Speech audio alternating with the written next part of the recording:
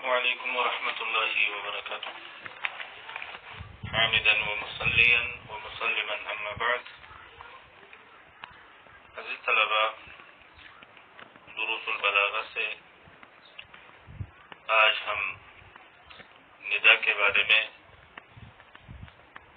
کچھ باتیں جو باقی رہ گئی تھیں ان کو پڑھیں گے.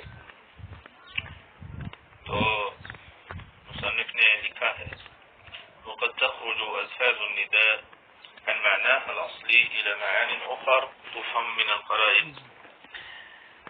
اور کبھی کبھار ندا کے الفاظ اپنے اصلی معنی سے نکل کر دوسرے معنوں کی طرف نکل جاتے ہیں جو قرائن سے سمجھے جاتے ہیں. وہ معانی قرائن سے سمجھے جاتے ہیں. یعنی جملے میں وہ قرائن، وہ شامل چیزیں موجود ہوتی ہیں، وہ ملی ہوئی چیزیں موجود ہوتی ہیں جن سے ان معانی کی تعین ہو سکتی ہے، ان معانی کو سمجھا جا سکتا ہے. قرائن یا اسباب سے ان معانی کو ہم سمجھ سکتے ہیں. کل ہم نے ندا کے اصلی معانی کو پڑھا اور آج ہم یہ بات پڑھ رہے ہیں کہ ندا کے الفاظ اپنے اصلی معنوں سے نکل کر دوسرے معنوں کی طرف نکل جاتے ہیں، دوسرے معنوں میں استعمال ہوتے ہیں جن کو قرائن اور اسباب اور جملے میں شامل چیزوں کے ذریعے سے ہم سمجھ سکتے ہیں. ان معانی میں سے پہلا معنی ہے الاغراء، کسی کو ابھارنا، کسی کو ابھارنا اور اس میں جوش و جذبہ پیدا کرنا. الاغراء ابھارنے کے لیے، ترغیب دینے کے لیے. جیسے کہ آپ کہتے ہیں نحو قولک لمن اقبل یتظلم، جیسے کہ آپ کہتے ہیں اس انسان سے جو آیا ہے اپنے ظلم کی، اپنے مظلوم ہونے کی شکایت کرتے ہوئے، ظلم کی شکایت کرتے ہوئے جو آیا ہو اس کو آپ کہتے ہیں یا مظلوم، اے مظلوم. تو یا مظلوم جب آپ اس کو کہتے ہیں تو اس کا معنی ہوتا ہے کہ اے مظلوم تو چپ کیوں ہے، اپنا ظلم بیان کر، تو اس کے خلاف کھڑا ہو جا. اس کو ابھارا جا رہا ہے، اغراء کے طور پر اس کو یہ کہا جاتا ہے. دوسرا معنی ہے والزجر، ڈانٹنے کے طور پر.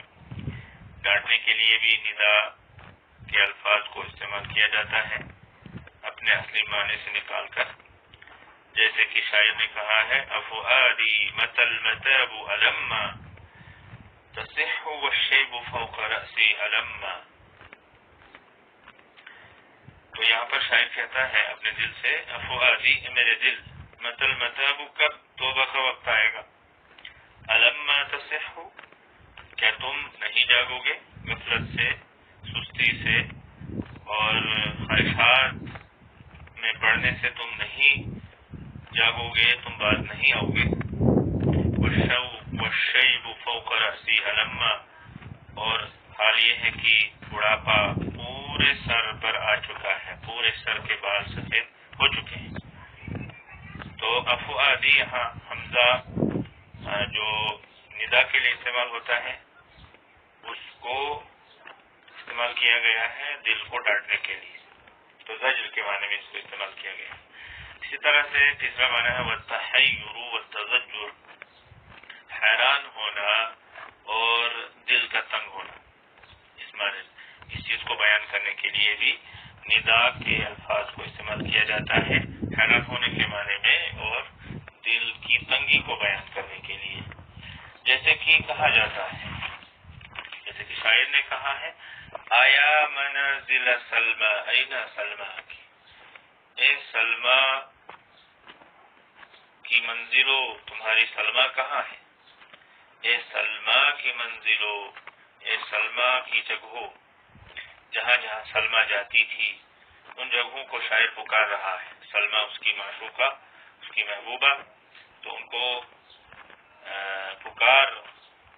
ان کی جگہوں کو پکار رہا ہے شاعر کہ اے سلمى کی جگہوں، اے سلمى کی منازل، اے سلمى کے گھروں، تمہاری سلمى کہاں ہے. یہ شعر کا صدر ہے اور شعر کا جو عجز ہے، یہ شعر کا پہلا مصرع ہے اور دوسرا مصرع اس کا ہے من اجل هذا بکیناها بکیناکی، اسی وجہ سے ہم نے اس کے لیے بھی اس کے لیے بھی رویا اور تمہارے لیے بھی رویا. اسی وجہ سے ہم نے ان سلمہ کی جگہوں کے لیے رویا اور تمہارے لیے بھی رویا. وَيَكْثُرُ هَذَا فِي نِدَاءِ الْأَطْلَالِ وَالْمَطَايَا وَنَحْوِهِمَا. اور یہ بلند جگہوں کو پکارنے کے لیے استعمال ہوتا ہے آیا، والمطایا، اور اسی طرح سے سواریوں کو پکارنے کے لیے یہ استعمال ہوتا ہے آیا. لفظ آیا جو ہے ندا کے طور پر اطلال یعنی بلند جگہوں یا بلند چیزوں کو پکارنے کے لیے استعمال کیا جاتا ہے اور سواریوں کو پکارنے کے لیے استعمال کیا جاتا ہے. نمبر 4 وتحسر والتوجہ، حسرت کو بیان کرنے کے لیے اور تکلیف اور درد کو بیان کرنے کے لیے بھی ندا کے الفاظ کو اپنے اصلی معنوں سے نکال کر دوسرے معنوں میں استعمال کیا جاتا ہے، اور وہ ہے تحسر اور توجہ. یہ چوتھا معنی ہے. 3 معنوں کو ہم نے پیچھے پڑھ لیا جیسے کہ شاعر کا کلام ہے. آیا قبر معن کیف واریت جود وقد كان منه البر والبحر مطرعا. اے معن کی خبر. معن بن زائدہ بن عبداللہ بن مطر الشیبانی یہ عرب میں سے بہت زیادہ سخی اور جواد انسان تھے، سخاوت کرنے والے، فیاضی کرنے والے، دینے والے، لوگوں کو کھلانے پلانے والے، اور بہادر بھی تھے، فصیح بھی تھے. انہوں نے اموی اور عباسی دور کو پایا اور ان کو دھوکے سے سجستان میں 151 ہجری میں قتل کیا گیا. تو بہرحال شعر کا معنی ہے اے معن کی قبر، اے معن کی قبر، تم نے ان کی جود و سخاوت کو کیسے چھپا دیا، کیسے ان کو دفنا دیا، ان کے ساتھ اس کو بھی دفنا دیا. وقد كان منه البر والبحر مطرعا، حالانکہ خشکی میں اور سمندر میں سارے لوگ ان سے فائدہ اٹھا رہے تھے. ان کا جو بھی تھا، جو بھی وہ دیتے تھے، فیاضی کرتے تھے، سخاوت کرتے تھے، وہ بر اور بحر دونوں کے لیے تھا، عام تھا. اور اسی طرح سے ایک اور معنی ہے وتذکر، یاد دلانے کے معنی میں یا یاد کرنے کے معنی میں بھی اس کو استعمال کیا جاتا، ان الفاظ کو استعمال کیا جاتا ہے. ندا کے الفاظ کو اپنے اصلی معنوں سے نکال کر دوسرے معنوں میں استعمال کیا جاتا ہے، اور وہ 4 معنی ہم نے پڑھ لیے. 5واں ہے آیا منزل سلمہ سلام علیکما. اے سلمہ کے 2 گھروں، تمہارے اوپر سلامتی ہو، تمہارے اوپر سلام ہو. حل الازمن اللاتی مضین رواجع، کیا وہ زمانے جو گزر گئے واپس لوٹنے والے ہیں، کیا وہ واپس آ سکتے ہیں؟ تو یہ 5 معنی ہم نے پڑھے ندا کے الفاظ کے جو اپنے اصلی معنوں میں نہیں آئے ہیں، دوسرے معنوں میں استعمال ہوئے ہیں. آخر میں ہے وغیر الطلبی یکون بالتعجب، انشاء غیر طلبی تعجب کے ذریعے ہو سکتا ہے، والقسم قسم کے ذریعے ہو سکتا ہے. یعنی جملے میں تعجب ہو یا تعجب کے الفاظ کو استعمال کیا گیا ہو تو اس کے ذریعے سے انشاء غیر طلبی بنتا ہے، اور قسم کے الفاظ کے ذریعے سے بن سکتا ہے. وصیغ العقود، عقود کے صیغوں سے انشاء غیر طلبی بنتا ہے، جیسے بعت واشتریت. تو یہ عقود کے صیغے ہیں، یعنی ایگریمنٹ کے جو سوداگری کے جو صیغے ہیں.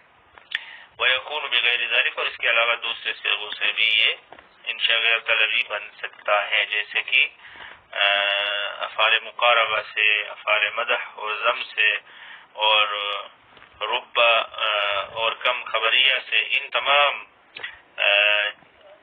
الفاظ اور حروف اور افعال وغیرہ سے یہ جو ہے انشاء غیر طلبی بن سکتا ہے. وَيَكُونُ بِغَيْرِ ذَلِكَ، اور اس کے علاوہ بھی دوسرے چیزوں سے بن سکتا سے مراد یہی ہے.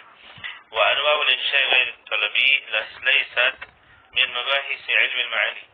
انشاء غیر طلبی کی جو قسمیں ہیں وہ علم معانی کے مباحث میں سے نہیں، اس پر بحث نہیں کی جاتی ہے علم المعانی کے اس فن میں. فَلِذَا ضَرَبْنَا صَفْحًا عَنْهَا، اسی لیے ہم نے اس سے اعراض کیا، اس کا صفحہ بند کر دیا. یعنی مصنف کا کہنا ہے کہ اسی لیے ہم نے اس کو یہاں شامل نہیں کیا کتاب میں، کیونکہ وہ اس علم یا اس فن کے مباحث یا اس فن کی چیزوں میں سے نہیں ہے. یہیں پر رکتے ہیں. اللہ تعالیٰ ہمیں توفیق سے نوازے اور محنت کرنے کی توفیق عطا فرمائے. والسلام علیکم ورحمۃ اللہ وبرکاتہ. السلام علیکم.